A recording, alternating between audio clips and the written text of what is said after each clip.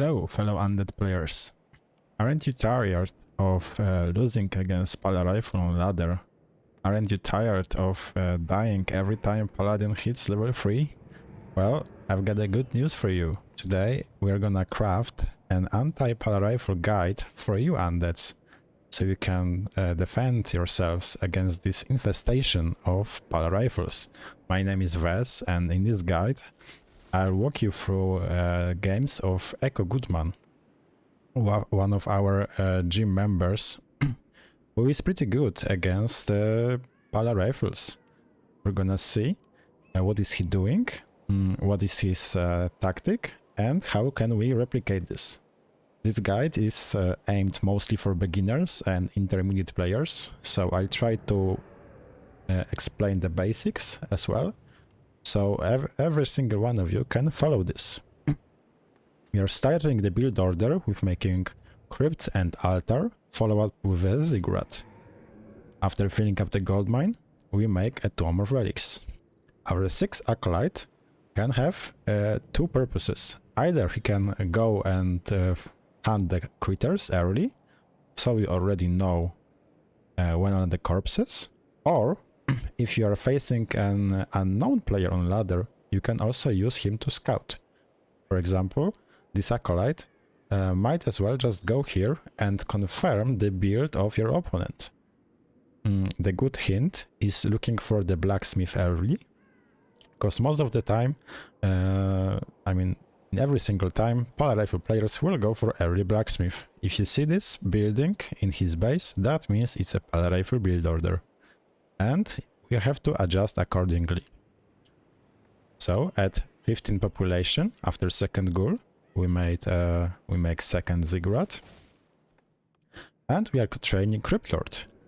This style is heavily reliant on our ability to fast expand and accumulate lots and lots of summons and units, so we can overwhelm the Pala Rifle player when he comes to us. So this map is actually pretty decent for you because the expansion is pretty far away from human, and you can creep it quite easily. Depending on the creep camp and map, we can take either 2 ghouls or 3 ghouls for the first camp. It depends on how tough the map is. For example, on Concealed Hill, the creep camp is pretty difficult, so we can take 3 ghouls. And on Echo Isles, the creep camp is very easy. You can take 2 ghouls for sure. The difference is that when you take 2 ghouls, you have way more lumber, so you can set up your expansion earlier. After a Crypt Lord is done, you have 2 choices. Either you go for early green camp, or you go directly for the expansion. And I tell you what is the difference. If you go for the early green camp, you will have your expansion slower, but you will have more corpses, and you most likely have more wood when you approach the orange camp. If you go for the orange camp first, that means you will have to face a bit tougher creeping, because you don't have that many summons yet. So I would only recommend doing this if you are already quite experienced player with Undead, so you basically know how to creep this without losing any single ghoul. In this case, Echo decides to go for the green camp first, so it's an easy approach. When we creep, try to spread the damage over your ghouls, so that the ritual dagger can heal every single one of them. If you tank too much damage with a single ghoul, the ritual dagger will not be able to heal it properly. By spreading the damage, we can be sure that this item affects every single wounded unit, which is obviously very good. Let's talk a little bit what Pala Rifle player can do. There are basically 2 approaches. Either he can come to you early on level 2 and he will try to cancel your expansion, or he will go for level 3 and then he will try to commit to the push later.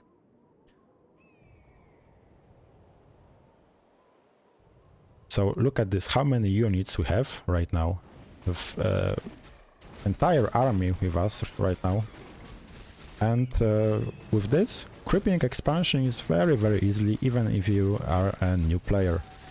We are starting by making a gold mine, and it's a good rule of thumb to always make expansion first, because the Polar Rifle player is very slow at start. By the time he comes here, your mine will be almost over, if he comes to you at level 2, of course. So,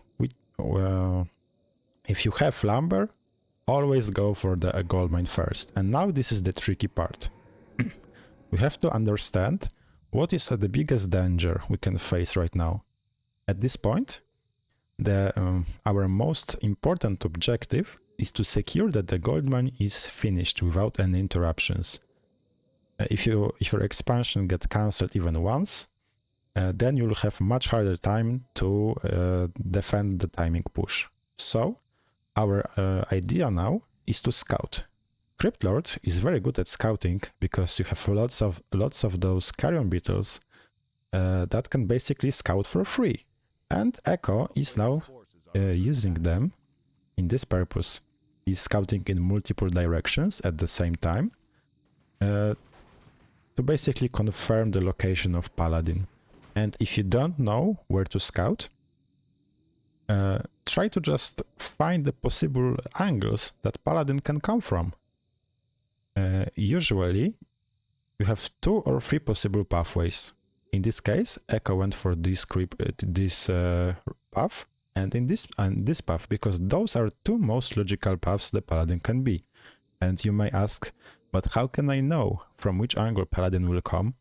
Well, most likely he will come either from the center of the map or from the angle, right? So you have to make sure that you scout every single path, and it also depends on the map. For example, on Hammerfall, where there are limited pathways to your expansion, scouting will be much easier. So right now Echo confirms that Paladin has level 2. He most likely crept 2 or 3 camps, and he is probably gonna be aggressive towards us. So what's the plan right now?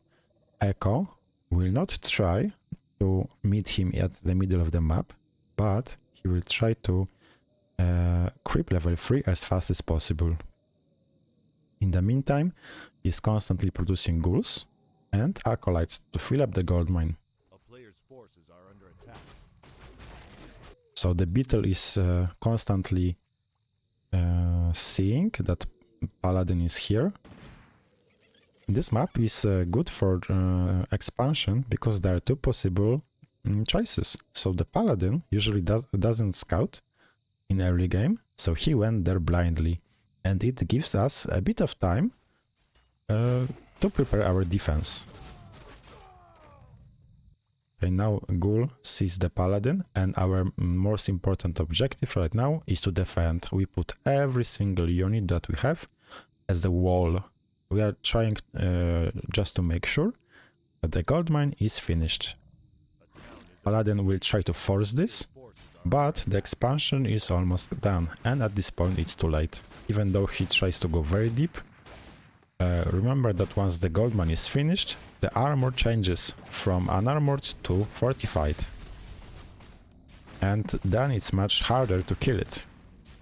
And Echo uses his impale in a great manner. He's hitting every single unit, and simply the Paladin is forced to come back. So this was actually a great defense by Echo. He didn't lose any acolytes, his expansion is set up safely, so he can breathe a little bit right now. The first big wave of attack is repelled. Whenever we can, we are trying to go for tier 2 ASAP. So we only make 1 Nerubian tower, then we go for 5 acolytes, Nerubian, and then we tech. The goal is to have tier 3 as fast as possible. Right now Echo is trying to creep, because there is no point coming here. We have advantage of 2 bases, so now the time is going to our favor. We don't need to rush. It's on Paladin right now to be aggressive before our expansion gives us too much value. Echo is creeping level 3 right now. And I would say always go for beetles, stronger beetles on level 2, because we just want to swarm paladin with summons, and Imper is very costly with mana. Without mana you can't really do much, so I would always go for beetles here. And let's see the macro. We are upgrading one Nerubian in tower in main, because remember that Pala Rifle player can also attack your main base. Not only your expansion, which is defended by 3 towers soon, but sometimes your main base can be the weak point. So what I recommend, always try to make at least 1 or 2 towers in your base, and then try to wall off. Because what Paladin can also do is he can ignore your towers and just go in, killing your acolytes, which is very bad. But if you wall off your base, you will make it impossible for a Paladin to come, unless he kills the towers. And let me tell you, killing the towers with just rifles is not that easy. It will take him a lot of time. So you have to understand that this build is all about defense. Defense and rushing to tier 3 with lots and lots of ghouls. Our goal is to have frenzy upgrade with 50-60 pop of ghouls, which is basically impossible to win for the Pala Rifle player in the direct fight. So let's see what Paladin is doing. He has level 3, which is the biggest power spike for him. Blood Mage is coming. Long Rifles upgrade is in the queue. So he will probably go there soon. This is the big scary power spike of Paladin. This is the moment where every single one of us has died in the past, for sure. We have to just make sure that we survive this push, and after we survive this, the game will become easier. So Echo is creeping very defensively right now. He only took basically camps on his side of the map, because he just waits for the Paladin to come to him. And as you can see, Paladin did not choose to go here, because he knows there are 3 towers, there's no point banging his head against the wall. Let's go to his main base, and Echo thinks he can fight. Look how many ghouls he has. He currently has 45 population of army, minus 10 pop from the acolytes. He basically have 35 pop of fighting army, whereas Paladin has now 41. So the advantage is on his side, on the side of Undead, of course. And fighting this as Pala Rifle is pretty difficult, but remember, you don't have to engage unless you are absolutely forced to. Echo is making DK second. Sometimes you can even go for Dreadlord second and skip the Death Knight and Leech. The idea of Dreadlord is that you can basically sleep the Blood Mage forever and prevent him from stealing your mana and giving it to Paladin. So right now, Echo feels he has to respond, because the offensive shop is a big danger for us. So he will go step outside of his base, even though he would rather wait for the frenzy upgrades. But in this case, he thinks there is the perfect time to fight. Because look at this. Because we have so many units, it's very difficult for the Pala Rifle player to kite. The micro in this fight looks like this. We don't click our army for the 1 rifleman only, we try to split the damage. If you can, of course. So for example, in this case, have 3 ghouls attack this rifle, 3 ghouls attack this rifle, those beetles can attack this one, maybe hero can attack this one. So we are trying to spread the damage, because Paladin excels at single target healing. He sucks at healing multiple targets at the same time. That's why we try to spread our damage as much as possible. And as you can see, even though we don't have frenzy upgrade yet, the sheer amount of units can just overwhelm the Pala Rifle player. if you can, always buy a mana potion for your Crypt Lord. It costs 150 mana, and it can provide you great value in a fight. Imagine impaling now all of this army. It would result in killing like 2 or 3 rifles with using just one spell. So the value from mana potion is actually huge. And we are just fighting at this point. Our ghouls are upgraded to 1-1. The first upgrade is always the most valuable because it's the cheapest and it gives the best value for money. So whenever you have spare money, just upgrade this to 1-1. And our tier 3 is still not finished, but as you can see, doesn't matter, we can still defend this. The most important part of this replay was that we defended this attack, the first wave attack, very well. We forced Paladin to come to TP back, and we saved our expansion. That's why our army can look like this. And Paladin simply cannot fight. He can kill some units, but in the end, our army will be just too big for him to handle.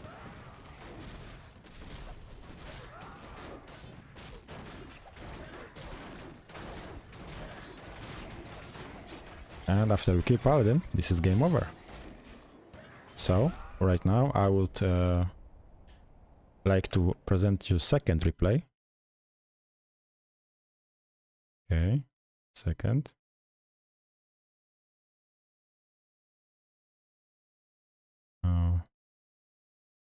Okay, so it's the same replay. Sorry for this. Second replay I will show you. And the same replay for EchoGoodman, I think. Yes, so this is Hammerfall. Also very good map for Crypt Lord expansion, because the expansion is very nicely protected by the trees, it's in the corner, and as I said previously, you have limited pathways to expansion. Normally Paladin either come from the middle or from the sideways. So scouting is actually pretty easy. The build looks exactly the same.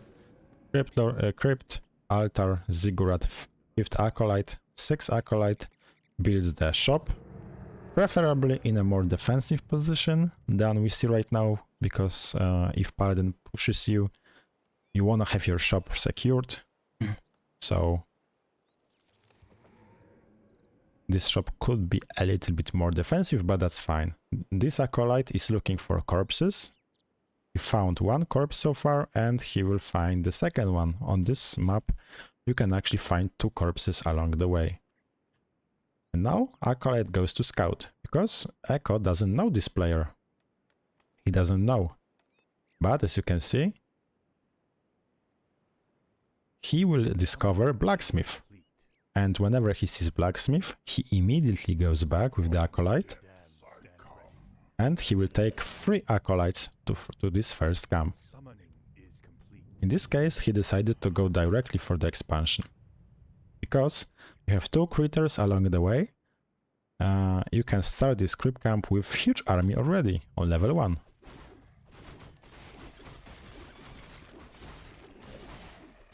You also buy from the shop Rod of Necromancy, Ritual Dagger and Skull. We are selling the TP. I didn't mention that before, but that's important. Otherwise you won't have money on time. And see, Echo is delaying his Ziggurat. He wants to build a gold mine as the first building. Exactly like on the map number 1. And now we are just following the same formula. We are creeping the close camp to our expansion, and in the meantime we are scouting. The Beetle will try to find the Paladin, and we'll try to guess whether Paladin will be offensive on level 2 or level 3. We are making a Ziggurat, we are replenishing the Acolytes, and we are building ghouls whenever possible. Let's see the timing on the tech. We have 5 Acolytes. So the timing on the tech, it should be, yeah, so basically like 4:15. Checking the clock is important because it can give you the idea of how fast are you doing in the game. So right now, look at this, we are just hugging the expansion and Paladin comes at level 2 again. As soon as Ziggurat is finished, we are upgrading it to Nerub Tower. And right now, we don't necessarily have to be aggressive. We just respond to the offense of Paladin. If Paladin is defensive, we're just chilling, you know? Use the Impale, try to force the surround on the Paladin. In this case, he bought Staff of Teleportation, which is pretty good counterplay to Impale. But it also costs money, so at least there's that. After the tech is started, we are making Graveyard and a second Crypt. The macro is quite important, so make sure to have it right. Second Ziggurat on expansion. Normally we prefer 3 Ziggurats at expansion and a Necropolis at the top of it. And Beetle is just scouting. So again, we don't have to be overly offensive, we just chill until we have tier 3. It's on the Paladin to make a play right now. We are just making a good army.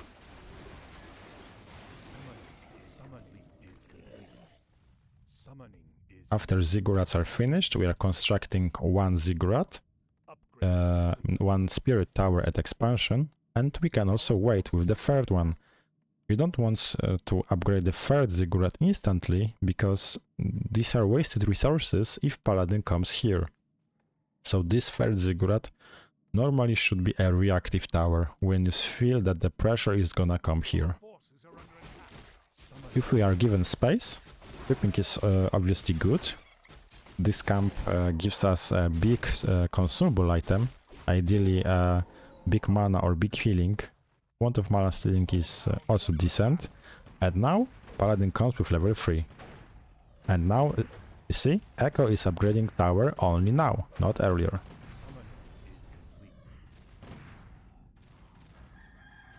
And after tier 2 is finished, we instantly go to tier 3.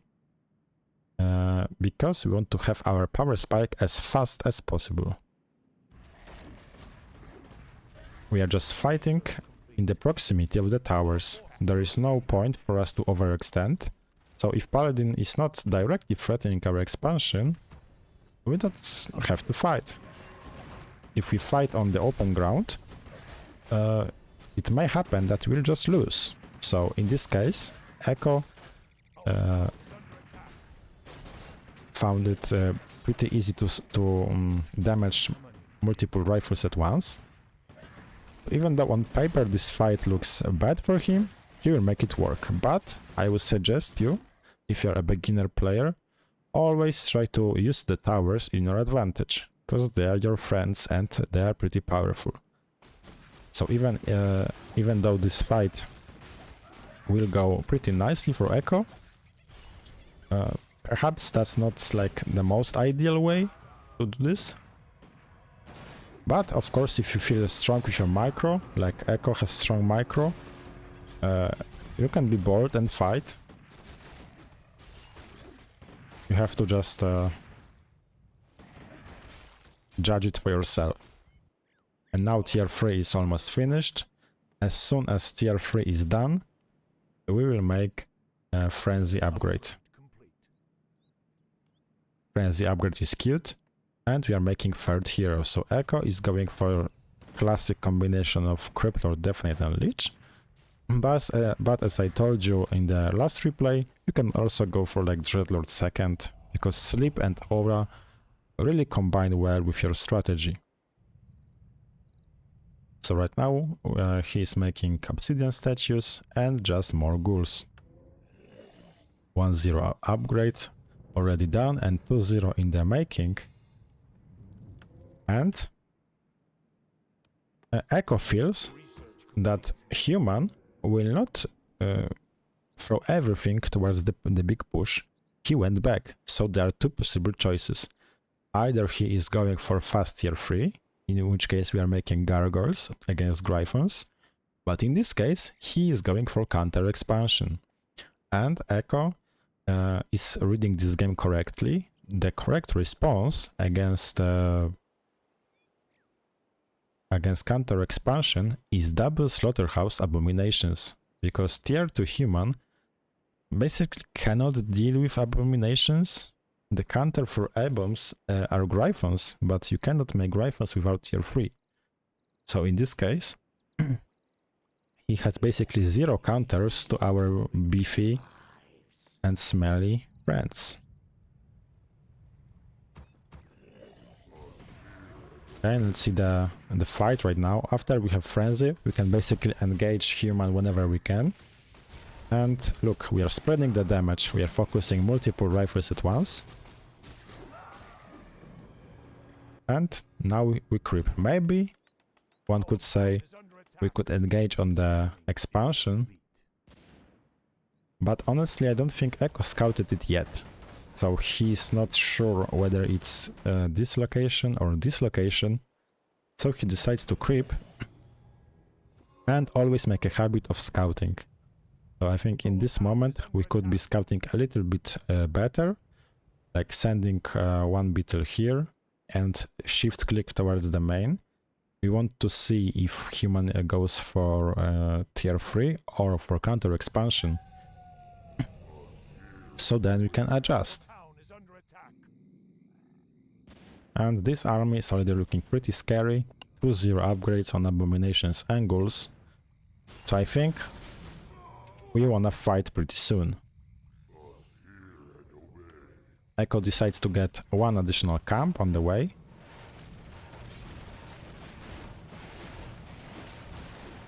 And we are just pumping units. This scout is super important. It combines really well against riflemen, who don't have that much base health, and this scout deals damage over time. So now we see expansion. We are just trying to bust it. Coil Nova Impale on the peasant line. And then Paladin comes. If we fight this, you can leave like 2-3 beetles here to just finish the job, and then rest of your army can fight.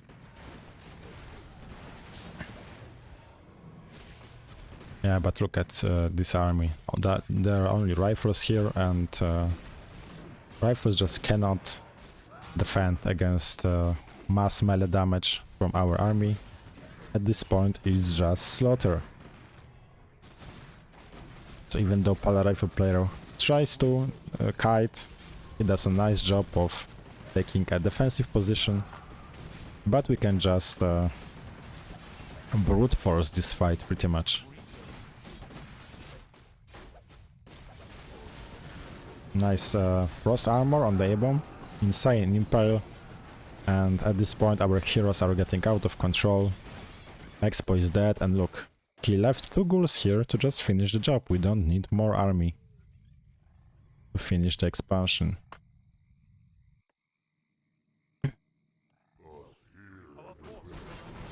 And at this point, if you reach this point in the game, you basically won already. The only thing human could do right now is to make mass Gryphons. So before you commit so heavy into abominations, please make sure that human is not going tier 3 and Gryphons.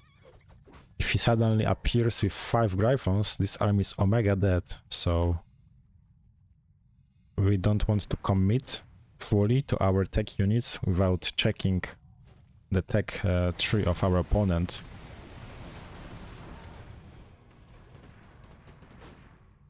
And yeah, this is basically a cleanup. We even got a healing ward. Paladin tries to kite, but then Coil Nova will finish the job.